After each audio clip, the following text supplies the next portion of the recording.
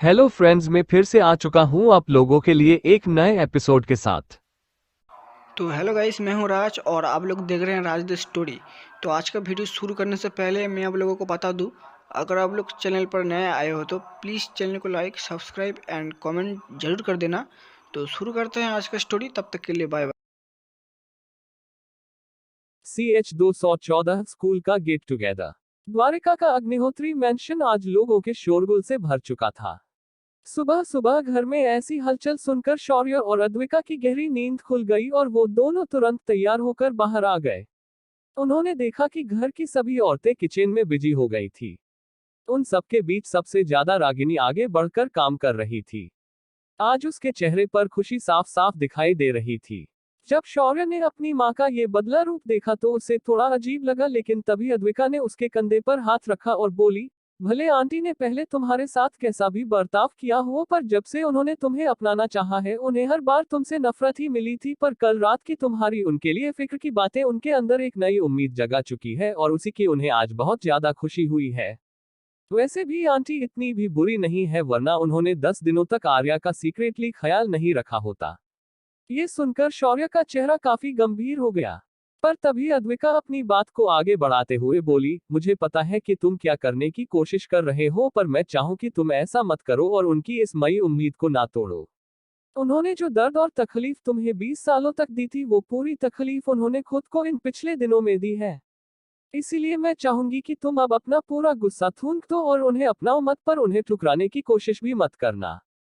अद्विका की सलाह सुनकर शौर्य का गंभीर चेहरा नॉर्मल हो गया और उसने अद्विका का हाथ पकड़ा और बोला, मुझे समझने के लिए शुक्रिया, वरना मैं आज भी हमेशा की तरह एक घाव और दो टुकड़े करके यहाँ से चला जाता।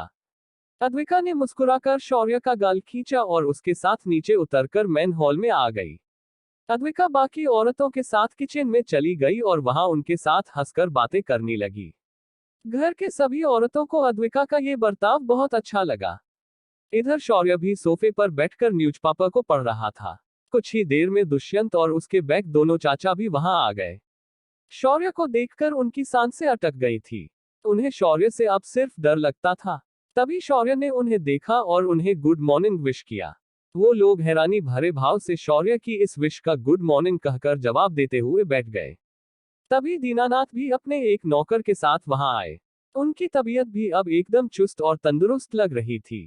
उसके बाकी के चाचा भी अच्छी सेहत में लग रहे थे, पर सिर्फ दुष्यंत की हालत ठीक नहीं लग रही थी, पर आज उसके चेहरे पर भी एक तेज झलक रहा था।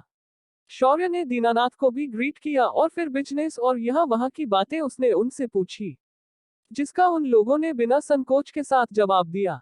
तभी शौर्य ने दुष्यंत को देखा और बोला, क्या आपको कोई परेशान कर रहा है जिस वजह से आपकी तबीयत कुछ ज्यादा ही खराब नजर आ रही है? ये सुनकर दुष्यंत को अब समझ नहीं आ रहा था कि वो कैसे बताए कि उसकी परेशानी की जड़ तो वो खुद है, पर फिर भी उसने अपना सिर नामे हिलाया और बोला, नहीं ऐसी कोई बात नहीं है, बस थोड़ा वर्कलोड बढ़ गया है। ये सुनकर शौर्य ने तुरंत कहा, अगर आप कहें तो मैं अभी मिनिस्ट्री में बात करके आपको कोई ऐसा डिपार्टमेंट दिलवा सकता हूं जहां काम का लोड कम हो। ये सुनकर दुष्यंत मन ही मन सोचने लगा, एक समय था तब मुझे लगता था कि मैं सबसे ज्यादा पावरफुल इंसान हूं, पर अब मुझे लग रहा है कि मेरे बेटे के आगे मैं कुछ भी नहीं हूं, वो तो सीधा मेरे काम को भी प्रभावित करने की ताकत रखता है। हे भगवान, ये कैसे दिन देखने पड़ रहे हैं मुझे। ऐसा सोचने के बाद दुष्यंत ने अपने दोनों हाथ नामे हिलाए और बोला, नहीं उसकी कोई जरूरत नहीं है। अभी माया प्रमोशन होने के कारण काम को समझने में थोड़ा समय लग रहा है, बाकी सब कुछ ठीक है। तभी अभी और विशाल दोनों भी वहां आ गए। शौर्य ने तो पहले ही उन दोनों को माफ कर दिया था, इस वजह से शौर्य ने उठकर उन्हें गले लगाया और उनकी हाल हवा पूछी। उन दोनों ने भी खुलकर शौर्य के साथ बातचीत की और फिर तभी विशाल बोला, शौर्य वैसे तुम्हारे स्कूल के दोस्तों का आज गेट टुगेदर है। उनमें से कुछ लोग मेरे पास काम करते हैं, तो उन्होंने कल ही मुझसे छुट्टी मांगते वक्त मुझे बताया था। अगर चाहो तो तुम भी इसमें शामिल हो सकते हो। उसकी बात सुनकर शौर्य को अपने स्कूल के दिन याद आने लगे और वह उन चेहरों को याद करने लगा जो लोग उसके साथ पढ़ते थे। कक्षा 8वीं से 10वीं तक शौर्य जिस स्कूल में पढ़ा था वो काफी अलग था। उसकी क्लास उसमें और भी ज्यादा खास थी। उसकी क्लास में कोई भी लड़की उसे बातचीत नहीं करता था। अगर कोई बात करता भी था तो वो लोग उस लड़के को पूरे स्कूल में चिढ़ाकर परेशान कर देते थे। शौर्य के इस स्कूल में अच्छे दिन बीते थे।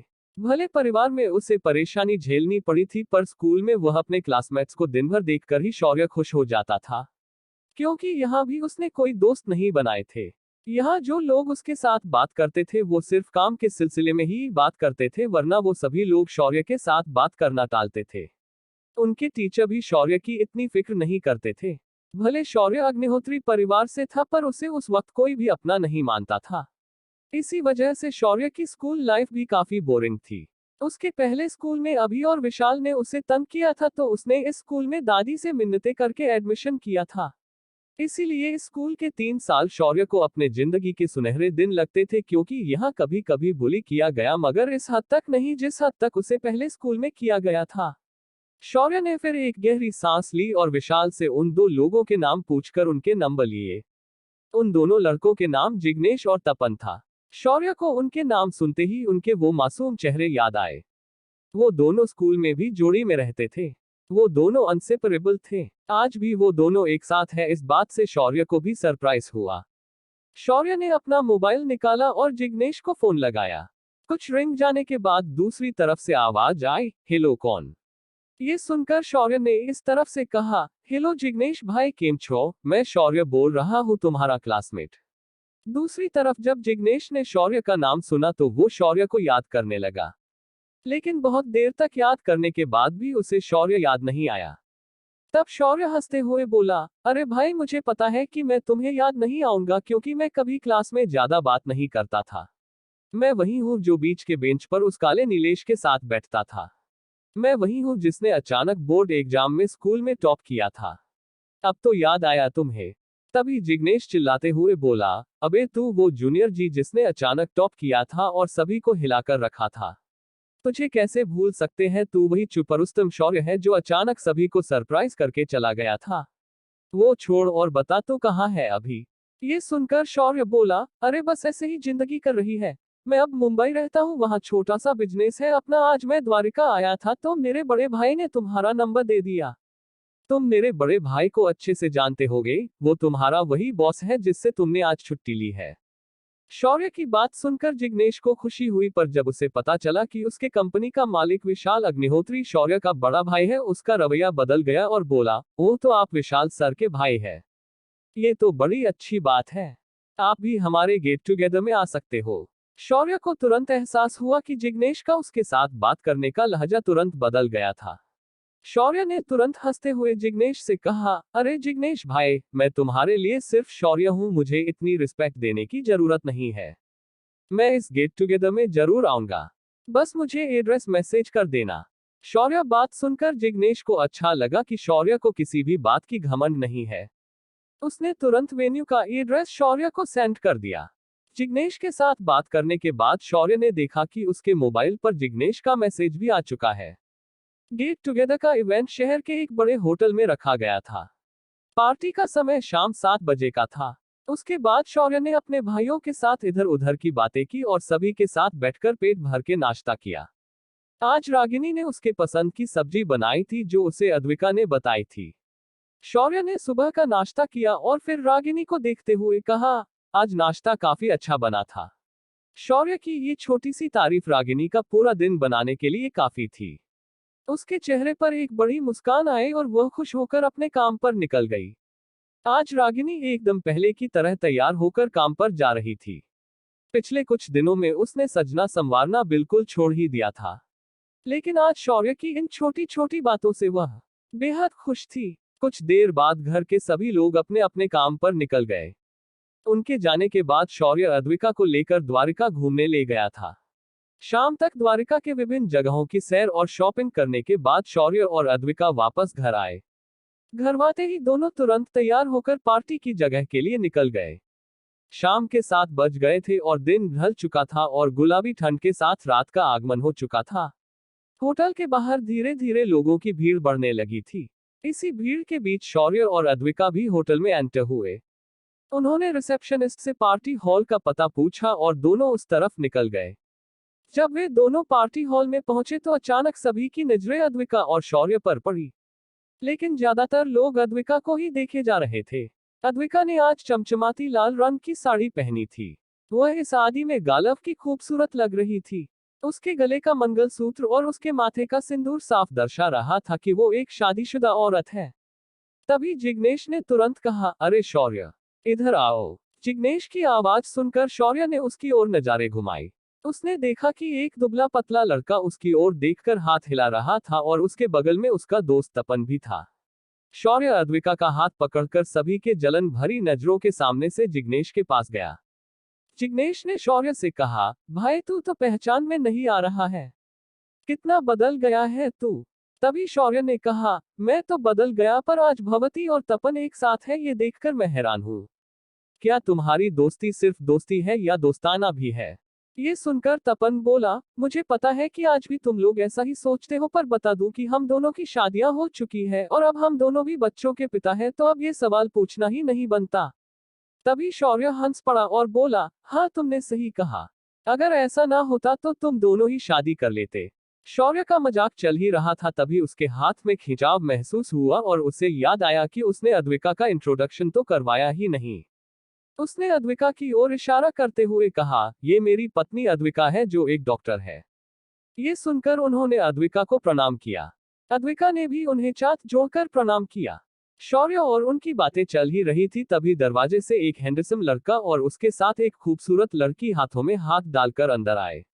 शौर्य ने उन्हें देखते ही पहचान लिया। ये हितेश गुलेरिया था, शौर्य की क्लास का सबसे अमीर लड़का। वह जितना अमीर था उतना ही पढ़ाई में तेज था। हितेश ने बोर्ड एग्जाम में टॉप करने की ठानी थी और उसने पूरे साल अपनी तैयारी की थी और हर एग्जाम में अच्छे मार्क्स लाए थे।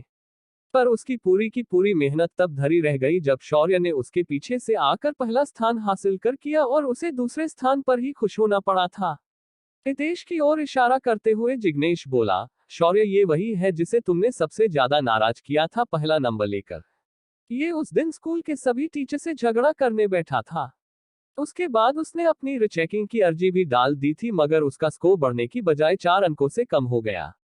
ये सुनकर शौर्य समझ गया कि हितेश अगर उसे पहचान जाता है तो वो उसे नहीं छोड़ेगा। इस वक्त चिते को देखकर हर कोई उसे और उसके साथ आई उस लड़की को घेर कर खड़े हो गए। शौर्य भी उस लड़की को अच्छे से जानता था। ये लड़की निशा रस्तोगी थी, रेहान रस्तोगी की बेटी और उसकी कॉलेज की झूठी एक्स गर्लफ्रेंड जिसने उसे फंसाकर विनीत चौहान के साथ मिलकर धोखा दिया था। तभी निशा ने भी भीड़ के अंदर से ही शौर्य को वहां देखा और उसके हाथ पैर ठंडे पड़ गए। उसे पता था कि आज उसकी शौर्य को कुछ भी कहने की औकात नहीं है। वो बेहद शर्मिंदा महसूस करने लगी। उसे याद आया कि शौर्य ने उसे अपना चेहरा ना दिखाने के लिए कहा था। तभी हितेश की भी नजर भीड़ के उस पार खड़ी अद्विका पर पड़ी। हितेश ने मन ही मन क्लास की सभी लड़कियों को याद किया पर उसे अद्विका से मिलते जुलते चेहरे की कोई लड़की याद नहीं आई, पर जब उसने देखा कि वह शौर्य के हाथ में हाथ डालकर खड़ी है वह समझ गया कि वह उसके किसी क्लासमेट की वाइफ है। उसने शौर्य को देखा और उसका चेहरा याद करने की कोशिश की और उसे वो याद आ गया। वो इसे कैसे भूल सकता था जिसने अचानक उसके आगे जाकर स्कूल में फर्स्ट रैंक हासिल की थी। वह गुस्से से शौर्य की तरफ जाने लगा पर तभी उसे निशा ने रोकते हुए कहा, हितेश तुम कहाँ जा रहे हो? अभी तुमने मेरा इंट्रोडक्शन तो करवाया ही नहीं। निशा की बात सुनकर हितेश ने अपने बढ़ते कदम रोक दिए और अपने आजू बाजू के लोगों को देखकर उसने निशा को इंट्रोड्यूस किया। उसने ये सब जल्दबाजी में किया था ताकि वह जल्द से जल्द शौर्य के पास जाकर उसकी सबके सामने क्लास लगाए। क्या हितेश शौर्य से कोई पंगा लेने जा रहा है? क्या इस पार्टी में भी कुछ हड्डियां टूटेगी? क्या शौर्य और अद्विका इस पार्टी को शांति से एंजॉय कर पाएंगे?